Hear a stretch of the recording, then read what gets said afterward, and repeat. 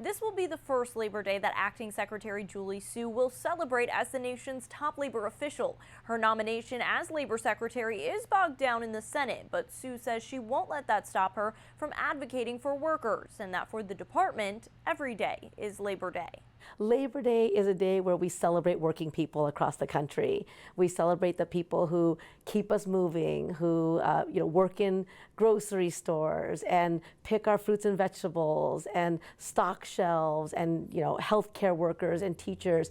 And we have Labor Day because of unions, so we also celebrate the important role that unions play. Acting Labor Secretary Julie Su says as long as she holds the position of Labor Secretary in an acting capacity or fully confirmed, she'll be there for the American worker, whether celebrating them as she will this weekend or introducing policies to help them. Just this week, the Labor Department proposed a rule to ensure salaried workers making less than $55,068 are automatically eligible for overtime pay. The department estimates 3.6 million Americans could benefit. For a long time, working people have struggled to get by. Working people who are going to work, and maybe they're a manager in your local grocery store, but their salary is still not enough to let them, it's not a luxury job, that those workers should be entitled to overtime, and that's what our rule does. The rule will be published in the Federal Register and will be open for public comment for 60 days before the department finalizes it. We also spoke with Sue about the ongoing SAG-AFTRA and Writers Guild strikes in her home state of California.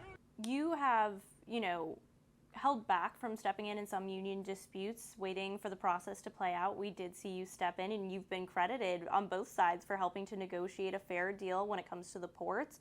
When do you think is a time that, would be beneficial to kind of step in your role? Right, so there's not a science to that, right? It's not a formula, but that is the right question, is we want to look at where we could be helpful, where we could be supportive, right? Supporting collective bargaining means mostly letting the parties work things out, letting them do what they know best, respecting their role, respecting their expertise.